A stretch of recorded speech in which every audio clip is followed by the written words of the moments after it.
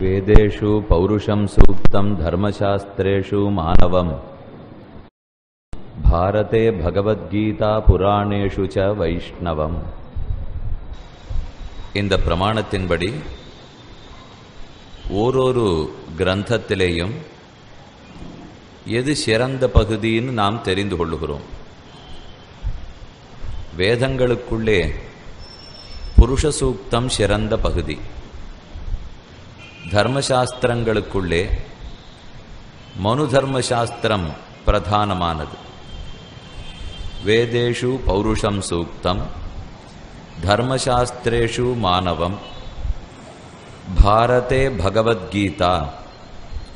மகாபாரதத்திலே பகவத்கீதைக்கு தனிச்சிறப்பு. பாரதே பகவத்கீதா புராணேஷு ச வைஷ்ணவம். புராணங்களுக்குள்ளே விஷ்ணு புராணத்துக்கு ஏற்றம். வேதாதிகளில் பௌருஷ, மானவ, கீதா, வைஷ்ணவங்கள் போலே என்று பெரியோர்கள் சாதிப்பார்கள். ஆக ஒன்னொன்னுக்கு ஓரொரு சிறந்த பகுதி உண்டு. நாம் மகாபாரதம்னு எடுத்துக்கொண்டால் பகவத்கீதை மிகச்சிறந்த பகுதி. கண்ணனே வாய் திறந்து ஆத்ம யாதாத்மிய ஞானத்தை ஏற்படுத்துவதற்காகவும் பரமாத்மாவான தன்னை பற்றின உண்மையான அறிவை பிறப்பிப்பதற்காகவும் 18 அத்தியாயங்களோடே பாடினான். அது கண்ணன் பேசியது. கண்ணனே தான் அமர்ந்து கேட்டது ஸ்ரீ விஷ்ணு சஹஸ்ரநாமாத்தியாயம். மகாபாரதத்திலே உண்டான 1.25 லட்சம் ஸ்லோகங்கள் 18 பர்வாக்களையும் சலித்து பார்த்தால் முக்கியமான இந்த 2 பகுதிகள் தேரும். பகவத்கீதையும் விஷ்ணு சஹஸ்ரநாமாத்தியாயமும். ஒன்று கண்ணனே பேசியது, மற்றொன்று கண்ணனை பற்றி பீஷ்மாச்சாரியர் பேசியது. இந்த ரெண்டுத்திலும் என்னென்ன அர்த்தங்கள் எல்லாம் சொல்லப்பட்டனவோ அதே விஷயத்தை ஓர் யக்ஷன் கேள்விகளாக கேட்க அதற்கு தர்மபுத்திரன் பதில் சொல்லுகிறார். இந்த பிரகரணத்துக்கு யக்ஷ பிரஷ்னம்னு பெயர். அதிலே பல கேள்விகள் உண்டு. லௌகிகத்துக்கும் வைதிகத்துக்கும் இடையூறில்லாமல் புறம்பில்லாமல் ரொம்ப ஆச்சரியமான பதில்களை தர்மபுத்திரர் தெரிவிக்கிறார். தர்மபுத்திரனே யமதர்மராஜனுடைய அம்சமாக பிறந்தான் என்று நாம் கேள்விப்பட்டிருக்கிறோம். இங்கே கடைசியில் நார ரூபத்திலே வந்தவரும் அடுத்து யக்ஷனுடைய ரூபத்தில் வந்தவரும் யமதர்மராஜனே. தர்மதேவதை தான் வந்தது. ஆக தர்மதேவதையே கேள்வி கேட்கிறார். அந்த தேவதையே பிள்ளையாக பிறந்தாரே அந்த யுதிஷ்டிரன் தர்மபுத்திரனே பதில் சொல்லுகிறான். ஆக தர்மம் கேட்கிறது, தர்மத்தினுடைய பிள்ளையே பதில் சொல்லுகிறான். இதிலே தர்மத்தை தவிர வேற என்ன விசாரம் இருக்கும்? தர்மசாஸ்திரம்ங்கிறது அடியவர்களான நம் ஒத்தொத்தருக்கும் முக்கியமானது.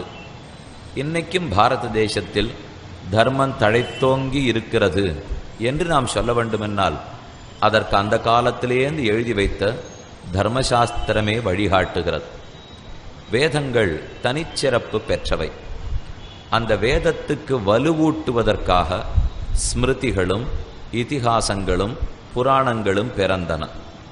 வேதங்கள் பூர்வபாகம் உத்தரபாகம்னு 2 பாகம் உண்டுங்கிறத கீழே நாம் பார்த்தோம். வேத பாகம், அதற்கு உபபிரம்மணங்களாய் ஸ்மிருதிகள் பிறந்தன. வேதாந்தத்தை வலுவூட்டுவதற்காக இதிகாச புராணங்கள் பிறந்தன. இப்படி வேதம், வேதாந்தம், ஸ்மிருதி, இதிகாசம், புராணம் இவற்றையெல்லாம் ஆதாரமாக கொண்டால் நம் வாழ்க்கைக்கு நன்றாக அமைத்து கொள்ள வழி தேடிக்கொள்ளலாம். ஆக இந்த கேள்விகள் ஒன்னொன்றுமே நம் வாழ்க்கைக்கு இன்றியமையாதவை. அவர் ஏதோ ஒரு கேள்வி கேட்கிறார், ஏதோ ஒரு பதில் கிடைக்கிறது. அந்த கேள்வியோ பதிலோ நாம் வெறுமை கேட்டுட்டு போயிடுறதுக்காக மட்டும் இங்கு வரவில்லை. யார் வழித்துணைவனாகிறான் ஒரு பதில் சொல்றார், யார் நண்பனாகிறான் ஒரு பதில் சொல்றார், எது விடத்தக்கது எது பற்றத்தக்கது, இப்படி பல கேள்விகள் பல பதில்கள். இந்த ஒன்னொன்னையும் தர்மபுத்திரன் என்ன பதில் சொல்லுகிறாரோ அதிலே நமக்கு நம்பிக்கை வளர வேண்டும். இப்போ வீட்டுக்குள்ளே யார் சிறந்த மித்திரன்? பாரியா, மனைவிதான் மிகச்சிறந்த நட்புடையவள்னு பதில் சொன்னார். அப்படின்னா நேற்று வரைக்கும் நம்ம சண்டை போட்டுருந்தோம்னாலும் இன்னைக்கு இப்போ தர்மபுத்திரர் இந்த பதில் சொல்லியிருக்காருன்னு சொல்லும்போது அதில் ஒரு நம்பிக்கை வர வேண்டும். அப்போ நம்ம பார்க்கிற கோணமே மாற வேண்டும். உபன்யாசம் கேட்பதற்கும் புத்தகங்களை வாசிப்பதற்கும் பயனேதுன்னு கேட்டால் இன்னத்த பெரியோர்கள் சொல்லியிருக்கார்கள் என்று நாம் படிக்கும்போது அதை நம்பி அதன்படி வாழ்வதற்கு முயற்சிக்க வேண்டும். உடனே கேள்வி பிறக்கும், அதை என்னமான்னு நீங்கள் நிரூபிச்சாத்தானே நாங்கள் நம்ப முடியும். நிரூபணம்ங்கிறது வாழ்க்கையில் எல்லாத்துக்குமே பண்ணிட்டு இருக்க முடியாது. பெரியோர்கள் பார்த்து ஆராய்ந்து தபஸ் பண்ணி பகவத் அனுகிரகத்தாலே எத்தனையோ அர்த்தங்களை எழுதி வைக்கிறார்கள். நாம் திரும்ப திரும்ப அவர்களுக்கு இது தெரியுமான்னு கேட்காமல் இந்த காலத்துக்கு இது தகுந்ததாக இருக்குமா என்றும் தேவையில்லாமல் கேட்காமல் அதை பின்பற்றுவதற்கு முயற்சி எடுக்க வேண்டும். இந்த இடத்துல இப்போ உபன்யாசம் நடந்துருக்கு. அடிய இடத்துல ஒருத்தர் கேட்டார், இப்போ எங்கே சொல்லிட்டு இருக்கீர்கள்? அயோத்தியா மண்டபத்தில் சொல்லிட்டு இருக்கேன். 7 நாட்கள் ஞாயிற்றுக்கிழமை வரைக்கும் அங்கே தான்னார். என்ன தலைப்பு? யக்ஷ பிரஷ்னம் என்று பதில் சொன்னேன். அப்படின்னா என்னது? இதான் கேள்வி, இதான் பதில், மகாபாரதத்தில் இருக்கிறது, அதை பற்றி சொல்லிட்டு இருக்கேன்னு சொன்னேன். அவருக்கு தலைப்பு எதுன்னா அதுக்கு அர்த்தம் தெரியல, யக்ஷ பிரஷ்னம்னா என்னதுன்னு தெரியல, அது எதுன்னு என்ன கேட்குறார். ஆனால் நான் பதில் சொன்ன உடனே கேட்டார், அது எப்போவோ எழுதி வச்சதுன்னா அந்த கேள்வி பதிலை இப்போ சொல்கிறதுனால என்ன லாபம்? இப்போ அதில் ஏதானு ஒரு 2-3 வாழ்க்கைக்கு முக்கியமாக இருக்குமோ அப்படின்னு திரும்ப கேட்குறார். இப்போ இந்த நம்பிக்கையோ அவநம்பிக்கையோ அவருக்கு எதனால ஏற்படுறது? அவர் யக்ஷ பிரஷ்னத்தை வாசித்து பார்த்துட்டு இதில் ஒன்று கூட வாழ்க்கைக்கு பிரயோஜனப்படாது அப்படின்னு முடிவுக்கு வந்தால் கூட நேர்மையுடையவர்னு கொண்டாடலாம். ஆனால் யக்ஷ பிரஷ்னம்னா என்னதுன்னே அவருக்கு தெரியல, ஆனால் இதை மட்டும் நன்னா கேட்க தெரியறது. அதிலிருந்து ஒன்று கூட வாழ்க்கைக்கு பிரயோஜனம் இருக்காதே. இந்த அவநம்பிக்கையை யார் கொடுத்தார்கள்? அறியாமை கொடுத்ததுன்னு கொள்ள வேண்டும். விஷயங்களை பற்றின ஞானம் இல்லாமலும் அதை அறிந்து கொள்ள வேண்டிய முயற்சி இல்லாமலும் போகும் என்றால் நமக்கு உயர்ந்த அர்த்தங்கள் கிடைக்கவே கிடைக்காது. ஆகையாலே தர்மபுத்திரர் பதில் சொல்றாருனால் அதில் உண்மை இருக்க வேணும்னு நம்ப வேணும். ஒரு வேடிக்கையான கதை சொல்லுவார்கள், வேதங்களெல்லாம் உண்மையை தவிர மற்றொன்று பேசாது, வேத நூல் ஓதுகின்றது உண்மை அல்லதில்லை என்ன ஆழ்வாருடைய போஷனம். வேதத்தை நன்னா அத்தியனம் பண்ணான், நம்பினான் ஒரு பிள்ளை. அவன் திடீர்னு ஒரு நாள் ஆழமான கணத்தில் விழுந்துட்டான். ரொம்ப ஆழம், 300 அடி ஆழம். கணத்தில் விழுந்துட்டியான்னு கேட்குற அளவுக்கு ஆழம், விழுந்துட்டே இருக்கேன்னு அவன் பதில் சொல்கிற அளவுக்கு ஆழம். அவருக்கு எப்படியாவது தப்பிச்சுடணும், ஒரு கீறல் கூட வரக்கூடாதுன்னு எண்ணம். தான் கற்ற வேதத்தின் பேரில் பிரதிஜை பண்ணினான். நான் படித்த வேதம் மட்டும் உண்மையாக இருந்ததுன்னா எனக்கு அடியே படக்கூடாதுன்னா. கீழே போனால் பெரிய அடி படலை, சின்ன அடிபட்டுன்னு வெளியில் வந்துட்டு அவனுக்கு கோபம் தாங்கலை. ஒரு கீறல் கூட விழுந்திருக்கப்படாதே. அப்படின்னா கொஞ்சம் வேதம் பொய் போல் இருக்கு. ஏன்னா எனக்கு சிறு கீறல் விழுந்த சொல்லியும் நேராக கற்றுக் கொடுத்த ஆச்சாரிய இடத்துல போனால், இப்படி நான் வேதத்தின் பேரில் பிரதிஜை பண்ணியிருக்கேன், ஆனாலும் எனக்கு சிறு அடிபட்டது, இதற்கு என்ன காரணம்னு கேட்டான். ஆச்சாரியன் திரும்ப கேட்டார், நீ என்ன பிரதிஜை பண்ணேன்னு அப்படியே வார்த்தை மாறாமல் சொல்லு. பிள்ளை சொன்னான், வேதம் நான் கற்றிருக்கிறேன், கற்றது உண்மை, வேதம் உண்மையா இருக்கும்னால் எனக்கு அடிபடாமல் இருக்கட்டும்னு பிரதிஜை பண்ணேன். ஆச்சாரியன் திரும்ப கேட்டார், அதனால தான் சின்ன அடிபட்டது, வேதம் உண்மையா இருக்கும் நாள்னு சந்தேகப்பட்டியோ இல்லையோ? அது இல்லாமல் வேதம் உண்மை, எனக்கு அடிபடக்கூடாதுன்னு இருந்தால் இந்த கீறல் கூட விழுந்திருக்காது. வேதம் உண்மையா இருக்கும் நாள்னாலே ஒரு சிறு சந்தேகம் ஏற்படுறது இல்லையோ? ஆக இந்த வாக்கியங்களிலே சந்தேகத்துக்கு இடம் கொடாமல் அவர்கள் உண்மைதான் பேசியிருப்பார்கள். இதை கொஞ்ச நாள் நாம் நடைமுறைப்படுத்தி பார்ப்போமே, அதனால் இருக்கிற பயன் உடனடியாக நாம் பார்த்துட போகிறோம். ஒரு வருஷம் 2 வருஷம் பண்ணி பார்ப்போம், பயன் இல்லைன்னா விட்டுடுவோம். கண்டிப்பாக பெரியோர்களுடைய வார்த்தையில் பயன் இருக்கும். ஆகையாலே இந்த ஒரு கேள்விக்கும் நாம் பதில் பார்க்கும்போது ஏதோ கேட்டோம் போனோம் இல்லாமல் இந்த பதிலில் உண்மை இருக்கிறது, ஆகையாலே அதன்படி நம்பி நடக்க முயற்சிக்க போகிறேன் என்கிற எண்ணத்தோடு தான் நாம் எழுந்து போக வேண்டும். இது சொல்பவனுக்கும் பொருந்தும், கேட்பவர்களுக்கும் பொருந்தும். யாராக இருப்பினும் எது பெரியோர்களால் சொல்லப்பட்டதோ அதை நம்புகிற மனப்பான்மை நமக்கு வர வேண்டும். கேள்வி தாராளமாக கேட்கலாம், எல்லாவற்றுக்கும் பதில் உண்டு.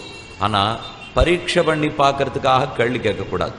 எனக்கு தெரியல, நான் தெரிஞ்சுக்கணுங்கிறதுக்காக வேணா கேட்கலாமே தவிர சொல்றவர் ஒழுங்கா சொல்றாரா பார்ப்போம் அப்படிங்கிறதுக்காக கேள்வி கேட்டால் அப்ப அந்த கேள்வியினுடைய பதில்ல திறந்த மனசே நமக்கு இருக்காது. இப்படிப்பட்ட பல கேள்விகளை விடத்தில் நாம் ஒன்னொன்னா பார்த்துன்னு வந்திருக்கோம். நேற்று கடைசியாக தொட்டுட்டு விட்டது 60வது கேள்வி. கிம் நியம்ய ந சோச்சந்தி, எதை நியமித்து எதை அடக்கி துன்பப்படுவதில்லை. கிம் நியம்ய ந சோச்சந்தி, மனோ நியம்ய ந சோச்சந்தி, மனத்தை அடக்கி ஒரு மனிதன் துன்பப்படுவதில்லை. நாம் துன்பப்படுகிறோம்னால் அப்ப மனதடங்காமல் போகிறதுன்னு அர்த்தம். இந்த மனசுங்கிறது என்னது? அது என்னமோ எல்லாரும் அதை அடக்கு அடக்குன்னு சொல்லிட்டே இருக்காளே, ஆனா அது மட்டும் நம்ம கைக்கு அகப்படுறதே இல்லை. அது அகப்பட்டாலாவது எப்படி அடக்கிறதுன்னு பார்க்கலாம். மனசுன்னு இன்னதுன்னு பார்த்தால் அதுவும் இந்திரியங்களுக்குள்ளே ஒன்று. நமக்கு நிறைய புலன்களை பெருமான் கொடுத்திருக்கார். 5 ஞானேந்திரியங்கள், 5 கர்மேந்திரியங்கள். இந்த 10 இந்திரியங்களுக்கும் பிரதானமானது மனசு. அதுதான் ஆத்மாவிடத்திலிருந்து ஞானத்தை பெற்றுக்கொண்டு அந்த ஞானத்தை பிரிக்கும். கண்ணுக்கு வேண்டிய ஞானம், காதுக்கு வேண்டிய ஞானம், மூக்குக்கு வேண்டிய ஞானம், நாக்குக்கு வேண்டிய ஞானம் என்று 5 ஞானமும் பிரிக்கப்படும். பிரிச்சுட்டு அந்தந்த இந்திரியத்துக்கு அந்தந்த ஞானத்தை அனுப்பிச்சு வச்சிரும். ஆத்மாவிடத்திலே ஞானம் இருக்கும், மனசுக்கு ஞானம் கிடையாது. மனசுங்கிறது சிந்திக்கிறது, அப்ப அதுக்கு அறிவுண்டுன்னு நாம நினைச்சுடுவோம். உடலுக்கும் அறிவு கிடையாது, இந்திரியங்களுக்கு அறிவு கிடையாது, மனசுக்கு அறிவு கிடையாது, புத்திக்கு அறிவு கிடையாது. அப்ப அறிவுள்ளது ஜீவாத்மா ஒருத்தர் தான். அவர் ஞானியாகவும் ஞானமயமாகவும் இருக்கிறார். ஆத்மாவிடத்திலிருந்து ஞானம் மனசை நோக்கி ஓடி வரும். மனசுல ஞானம் பிரிக்கப்படும். கண்ணுக்கு வேண்டிய ஞானம், காதுக்கு வேண்டிய ஞானம், மூக்குக்கு வேண்டிய ஞானம், அங்கிருந்து இந்த 5 இந்திரியங்களுக்கு அது அனுப்பப்படும். அப்ப மனசினிடத்திலேருந்து ஞானம் நம்ம கண்ணுக்கு வந்து சேரும். கண்ணிலே சக்ஷுர் இந்திரியம் இருக்கும். இந்திரியங்கள் 2 வகை. ஒன்று சக்ஷுர் கோலகம், மற்றொன்று சக்ஷுர் இந்திரியம். அப்படின்னா வெளியில கண்ணாட்ட மாம்சத்தால் ஏற்பட்டிருக்கே அதுவும் இந்திரியம்தான். ஆனா அது இருந்ததுக்காக கண்ணு தெரிஞ்சு விடாது. மூக்கு இருக்கு, எல்லாருக்குமே மூக்கு இருக்கு. முகர முடியாதவர்களுக்கு கூட மூக்கு இருக்கிறது, கேட்க முடியாதவர்களுக்கு கூட காது இருக்கிறது. அப்ப காது, மூக்கு, கண்ணெல்லாம் கோலகங்கள், மாம்சத்தாலே செய்யப்பட்டவர்கள். அதற்குள்ளே சூக்ஷ்மமான சிறு இந்திரியம் இருக்கும். அதைத்தான் சக்ஷுரிந்திரியம், கேட்பதற்கு இந்திரியம், பார்ப்பதற்கு இந்திரியம்னு பிரிக்கிறோம்.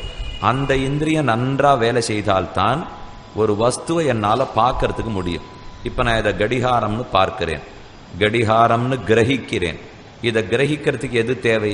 கண்ணிலிருந்து ஒளி புறப்பட்டு கடிகாரத்தின் பேர்ல படணும். ஒரு அறிவு பிரயாணப்பட வேண்டும். என்னுடைய இந்திரியத்திலிருந்து அறிவு பிரயாணப்பட்டு விஷயத்தை போய் தொடணும். இப்ப நீங்கள்லாம் இங்க உட்காந்துருக்கீங்களோ இல்லையோ, ஒத்தொத்தரும் ஒரு விஷயம்னு வச்சுப்போம். கண்கள்லேருந்து ஒளி போய் ஒத்தொத்தர் பேர்ல படணும். பட்டுட்டு அந்த ஒளி திரும்பி வரும். அப்ப ஏதோ ஒரு செய்தி கண்ணுக்கு வரும். இது இவர், இது இது, இது இவள் அப்படின்னு ஒரு செய்தி கண்ணுக்கு வரும். கண் அந்த செய்தியை மனசுக்கு அனுப்பும், மனசு அந்த செய்தியை ஆத்மாவுக்கு அனுப்பும். அப்ப ஆத்மாவிடத்திலிருந்து ஞானம் பிரயாணப்பட்டு மனதை சென்றடைந்து, மனசிலிருந்து புலன்களை சென்றடைந்து, புலன்களிலிருந்து வஸ்துவை சென்றடைந்து, வஸ்துவை கிரகித்து கொண்டு திரும்ப இந்திரியங்களுக்கு வந்து மனசுக்கு போய் ஆத்மாவுக்கு போக வேண்டும். இது என்ன சுமார் 1/2 மணி ஆகுமான்னு தோணும். அதெல்லாம் ஆறுதல். இது ரொம்ப வேகமா போயிட்டு வந்துடும் இல்லையோ. ஆனா இது போற வேகத்திலே இந்த மாதிரி ஒண்ணு நடக்கிறதுன்னே நம்ம தெரிஞ்சுக்கிறது இல்லை. பார்க்கறோம், கண்ணே பார்க்கறதுன்னு நம்ம தப்பா புரிஞ்சு விடுறோம். அப்படின்னா பிராணம் போனப்புறம் கண்ணு பார்க்கணுமே, அது பார்க்கறது இல்லையே. பிராணன் இருக்கிற வரைக்கும் தான் கண் பார்க்கும், காது கேட்கும், மூக்கு முகரும். அப்ப பிராணன் இருக்குன்னா ஆத்மா இருக்குன்னு அர்த்தம். அப்ப கண்ணை பார்க்க வைக்கிறதோ காதை கேட்க வைக்கிறதோ ஆத்மாவே தவிர கண்ணும் காதும் மூக்கும் அல்ல.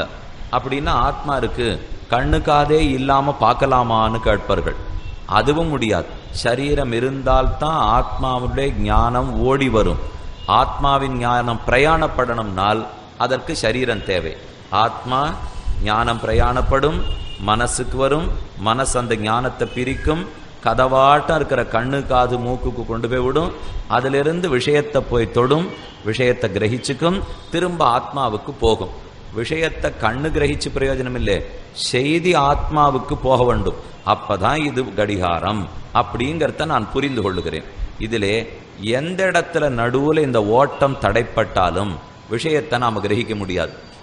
அதாவது ஆத்மாவனுடைய ஞானம் மனசையே போய் அடையலேன்னு வச்சுங்கோ, அப்பவும் இது கடிகாரம்னு தெரிஞ்சுக்க முடியாது. மனசுலேருந்து ஞானம் கண்ணை போய் அடையலேன்னால் கடிகாரம்னு தெரிஞ்சுக்க முடியாது. கண்களிலிருந்து ஞானம் கடிகாரத்தை போய் அடையலேன்னா கடிகாரம்னு தெரிஞ்சுக்க முடியாது. அப்போ ஒரு இடத்துலையும் தடங்கள் இல்லாமல் அந்த ஞானம் ஓட வேண்டும். எப்படி தடங்கள் ஏற்படும்னு பார்க்கலாம். நம்ம கண்ணிலிருந்து ஞானம் புறப்பட்டு கடிகாரத்தை போய் தொடர்றது, இதை கிரகிச்சுக்கணும்னு பார்த்தோம் இல்லையோ. சட்டுன்னு இங்கே இருக்கிற விளக்கெல்லாம் அணைஞ்சு போச்சுன்னு வச்சுப்போம். அப்படின்னா இது கடிகாரம்னு எனக்கு தெரியறது இல்லையே. அப்போ ஆத்மாவிலேருந்து ஞானம் ஓடி வந்தது உண்மை, மனசுலேருந்து கண்ணுக்கு ஞானம் வந்தது உண்மை. ஆனால் கண்ணிலிருந்து ஞானம் கடிகாரத்தை சென்று அடைய முடியவில்லை. ஏதோ ஒன்று அதை தடுத்து விடுகிறது. தடுப்பு விலகினால் தான் என் கண்ணின் ஒளி இதை போய் கட்டும். அதே போல மற்ற ரெண்டு இடத்துலையும் ஆத்ம ஞானம் மனசுக்கு வராட்டாலும், மனசில் இருக்கிற ஞானம் இந்திரியத்துக்கு போகாட்டாலும் விஷயங்களை நாம கிரகிக்கிறதுக்கு முடியாது. ஆக மொத்தத்தில் மனசுங்கிறது நடுவில் ஒரு இடத்த பிடிச்சு கொடுத்துப்போம். இந்த பக்கத்திலேருந்து ஞானம் வந்தா வாங்கிக்கணும், மேலே இந்த பக்கத்துக்கு அந்த ஞானத்தை கொடுக்க வேண்டும். அது ஒழுங்கா வேலை செஞ்சாதான் என் வேலை ஒழுங்கா நடக்கும். அதனால தான் மனசை நியமித்தால் தான் சாந்தி, மனசை நியமித்தால் தான் சாந்திங்கிறார்கள்.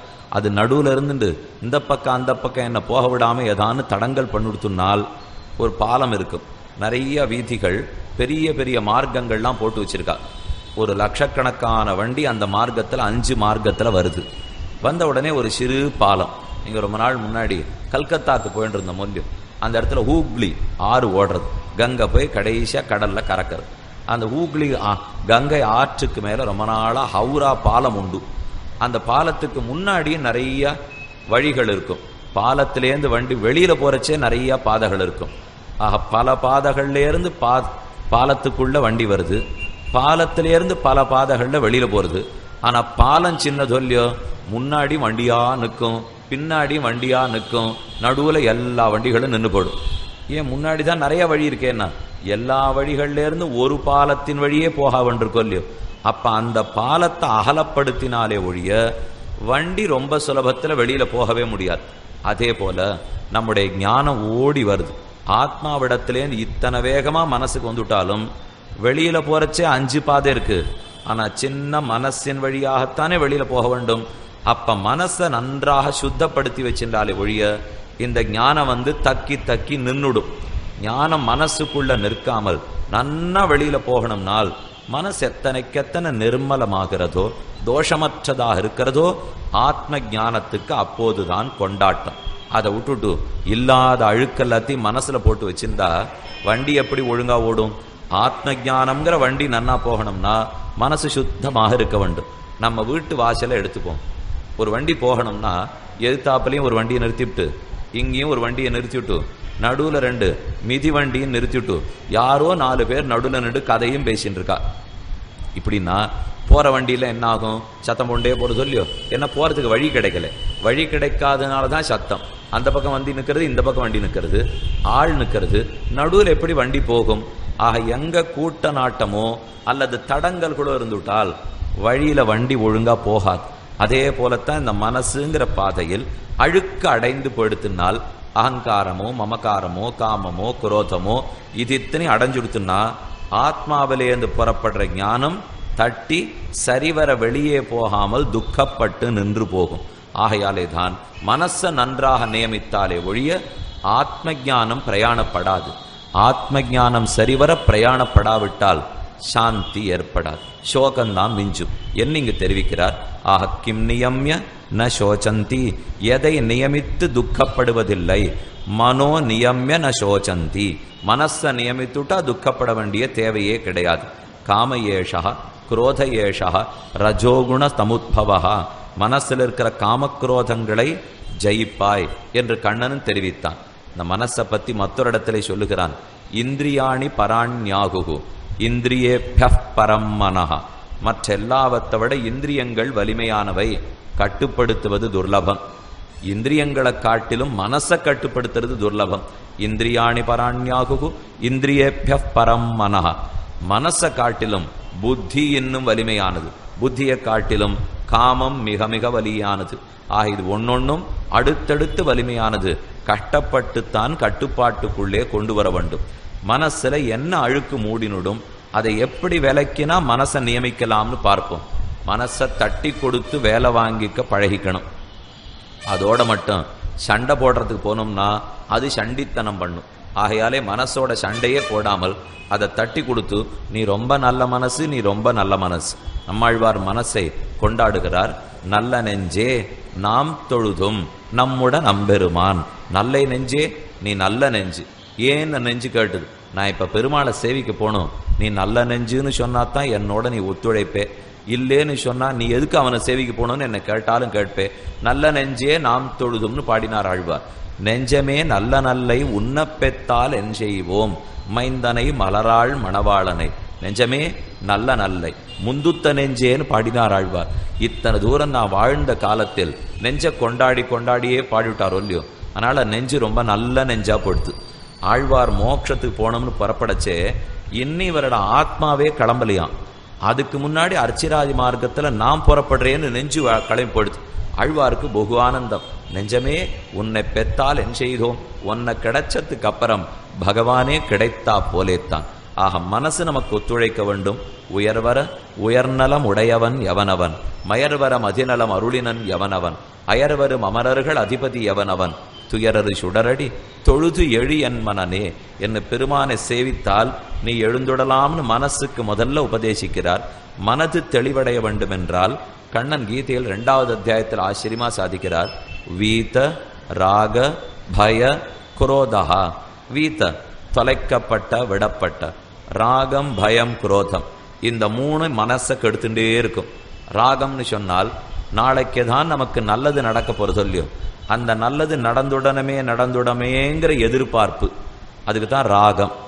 பயம்னு சொன்னால் அந்த நல்லது நடக்காத போயிடுமோங்கிற எதிர்பார்ப்பு, அதுதான் பயம். இந்த 2ஐயும் தொலைக்க வேணும்னு கண்ணன் தெரிவிக்கிறான். வீதராக பயக்குரோதா. ராகத்தை தொலை, இது நடக்கும்னு ஆசைப்பட்டு இருக்கியோ இல்லையோ, அந்த ஆசைப்படுறதுனால தான் நடந்துட்டா ஆசை நிறைவேறிடும். நடக்கலைன்னா அப்ப ஆசையே நம்மளை கட்டப்படுத்த ஆரம்பிக்கும் இல்லையோ, அப்ப அதைத்தான் தடுக்க வேண்டும். மனசிலே ராகமும் குரோதமும் துவேஷமும் மாறி மாறி ஏற்பட்டு கொண்டே இருக்கும். மனசுல ஒரு எண்ணத்தை நாம ஏற்படுத்தினுட்டோம்னா அப்புறம் அவர்களை பத்தி மாத்திக்கிறது ரொம்ப துர்லபம். மனசு ஒரு அபிப்பிராயத்தை தன்னிடத்துல வச்சுனுடும், இன்னார் இப்படிப்பட்டவர்கள். அதுக்கப்புறம் எவ்வளவு பிரயத்தனப்பட்டு பார்த்தாலும் அவனை பத்தி மனசு மாத்திக்கவே மாத்திக்காது. அதான் ஆழ்வார் சாதித்தார். மனசுல யாரை எப்படிப்பட்டவன் நினைச்சுக்கிறத விட பெசாத மனசே பெருமானை இப்படிப்பட்டவன் புரிஞ்சு அவனிடத்துல போடு. அதுக்கப்புறம் யாரை பத்தி நினைக்க வேண்டிய அவசியம் நமக்கு இல்லையோ. என் நெஞ்ச துள்ளிருந்து இங்கிருந்தமிழ் நூல் இவமொழிந்து மன்னஞ்ச பாரதத்து பாண்டவர்க்காய் படதொட்டான் என்று ஆழ்வார் சாதித்தார். என் நெஞ்சத்துள்ளிருந்து மனத்துக்குள்ளே பெருமான் வந்து வீற்றிருக்கிறார். தன்னிடத்துல மனத்தை இழுத்து கொண்டுட்டால் ராகமோ பயமோ குரோதமோ ஏற்படா. அதைத்தான் தெரிவித்தார்.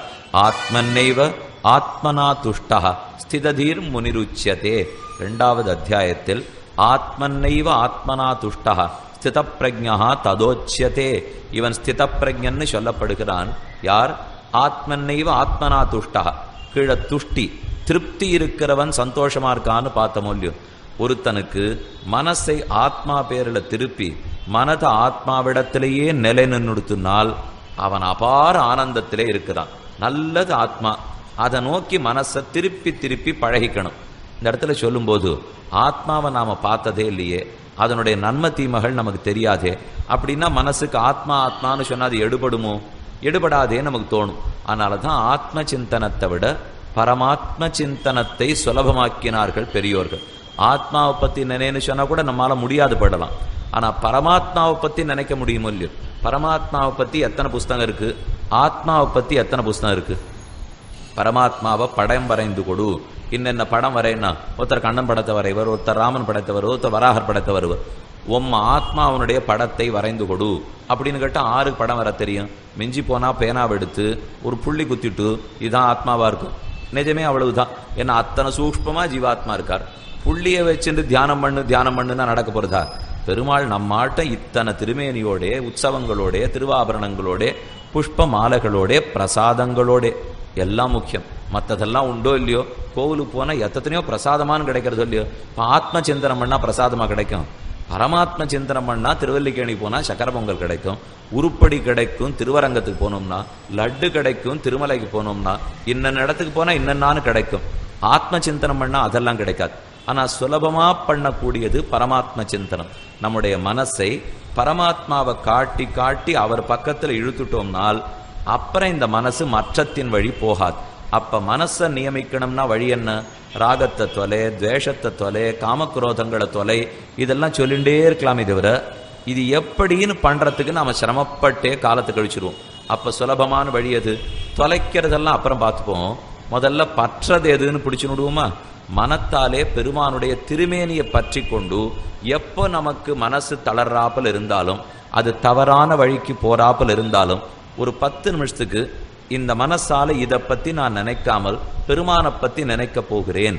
உங்களுக்கு திருக்குடந்தை பிடிக்கலாம், திருவிண்ணகர் பிடிக்கலாம், நாகப்பட்டினம் பிடிச்சிருக்கலாம், திருவரங்கம் பிடிச்சிருக்கலாம், ஆழ்வாராச்சாரியர்கள் பிடித்தவர்களாக இருக்கட்டும். ஒரு 10 நிமிஷத்துக்கு மனசு இப்போ தப்பு பண்ணணும்னு சொல்கிறதுன்னு வச்சுப்போம். தப்பு பண்ணுங்க. 10 நிமிஷம் கழித்து இந்த தப்பை பண்ணுறேன், இப்போதைக்கு இந்த மனசை பெருமானை பற்றி நினைச்சுட்டு திருப்பறேன். இந்த முயற்சி எடுக்க ஆரம்பித்தாலே பாதி தப்பு நின்று போடும். ஏன்னா அப்போதைக்கு அந்த மனசு தப்பான வழிக்கு போக பார்க்கிறது. பெருமான்கிறவர் என்னைக்குமே சரியான வழிதான் காட்டுவர். மனசு அவர் பால் திருப்பி வேணும்னா கடிகாரத்தையும் முன்னாடி வச்சுங்கோ, 10 நிமிஷம் கழித்து மறுபடியும் அவரை வைய போகிறேன். ஒருத்தரை நான் வச்சுன்னு இருக்கேன், மனசு அவரை இன்னும் நன்னா வையணும்னு சொல்கிறது, அவர்கிட்ட இருக்கிற தப்பெல்லாம் கண்டுபிடிக்கணும்னு சொல்கிறது, அவரை கெடுக்கணும்னு சொல்கிறது. செய்யறேன், நாளைக்கு செய்கிறேனே. இன்னைக்கு ராத்திரி முழுக்க மனசால பெருமானை நினைச்சிட்டு நாளைக்கு மறுபடியும் கெடுக்க ஆரம்பிக்கிறேன்னால் இன்னைக்கு இருந்த வேகம் நாளைக்கு பாதியா போயிடும். கண்டிப்பா அந்த வேகத்தை பெருமான் குறைக்கிறான். ஒரு நல்ல பெண்ணை கல்யாணம் பண்ணி வைத்து தீய ஒழுக்கங்கள் கொண்ட புருஷனை மாத்திராளோ இல்லையோ, ஒரு புருஷனுக்கு சரியான ஒழுக்கம் இல்லை, இந்த பிள்ளைய நல்ல பிள்ளைய ஆக்கி ஆகணும், உடனே பெண்டாட ஆரம்பிப்பா. எதுக்குன்னு கேட்டால் ஒரு கால் கட்டு போட்டால் சரியா போடுறதா பார்ப்போம். கால் கட்டு போட்டோம்னா கால் வீக்கம் இருக்குன்னு வேணா தெரிஞ்சுக்கலாமே தவிர மற்றதெல்லாம் சரியா போகுமா?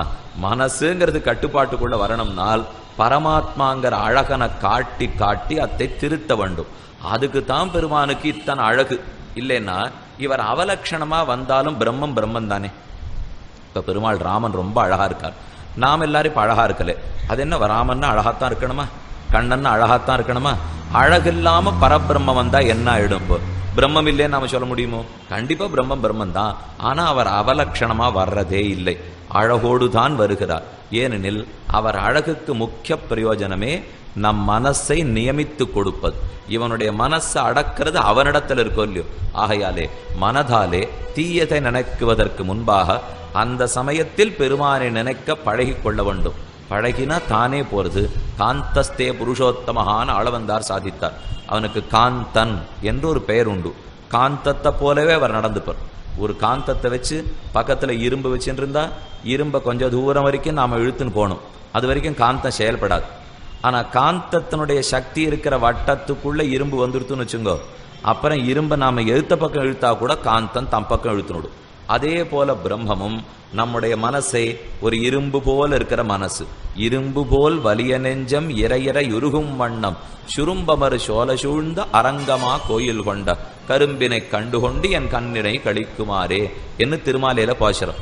அப்ப இந்த மனசை அது வரமாட்டேன்னு சொன்னா கூட நாம பகவான்கிற காந்தத்தின் பக்கம் இழுத்துன்னு போனா கொஞ்ச தூரம் போற வரைக்கும் நம்ம பிரயத்தனம் இருக்கும். பிற்பாடு காந்தம் எப்படி இரும்பத்தானே இழுத்துனுடுமோ அதை போல நம் மனசை பெருமானும் இழுத்து கொள்ளுகிறான். என் நெஞ்சினாரும் அங்கே ஒழிந்தார் இனி ஆரை கொண்டு எண்ணுஷாகோ என்று நம்மாழ்வாருடைய ரொம்ப ஆச்சரியமான பாசல். நவதிருப்பதி திவ்யதேசங்கள் கேள்விப்பட்டிருப்பீர்கள். ஆழ்வார் திருநகரி நடுவு திவ்யதேசம், அதை சுற்றிலும் 8 திவ்யதேசங்களாய் ஆச்சரியமா பெருமாள் சேவை சாதிக்கிறார். வைகுந்தத்துளே நிற்கிறான், புளிங்குடி கிடந்து வரகுணமங்க இருந்து வைகுந்தத்துள் நின்று தெளிந்தவன் சிந்தை அகங்கழியாதே என்ன ஆழ்வாருடைய பாசுரத்தின்படி அந்த 3 திவ்யதேசத்துல சேவை சாதிக்கிறார். ரெட்ட திருப்பதி தொலைவெல்லி மங்கலம்னு 2 இடத்திலே சேவை சாதிக்கிறார். பெருங்குளம் மாயக்கூத்தனாக தள்ளி சேவை சாதிக்கிறார். திருக்கோடூர் வைத்தமாநிதி பெருமாளாக சேவை சாதிக்கிறார். தன்னுடைய ஆஸ்தானமாகிற ஆழ்வார் திருநகரியிலே பொலிந்த நின்ன பிரானாக சேவை சாதிக்கிறார். இப்படி ஒரு திவதேசத்துக்குன்னு ஆழ்வார் பாடின்னு வந்தார். பக்கத்திலே தெந்திருப்பேரைங்கிற திவ்யதேசம். அதுக்கு மகர நெடுங்குழை காதர் என்ன பெருமான் அங்கு சேவை சாதிக்கிறார். வெள்ளச்சுரிச்சங்கொடு ஆழியேந்தி தாமரை கண்ணன் என் நெஞ்சினுடைய புள்ளை கடாகுன்ன வாத்தை காணீர். அந்த எம்பெருமான் ஆழ்வாருடைய நெஞ்சகத்துக்குள்ளே அப்படி ஏசல் கண்டுருள்றாராம்.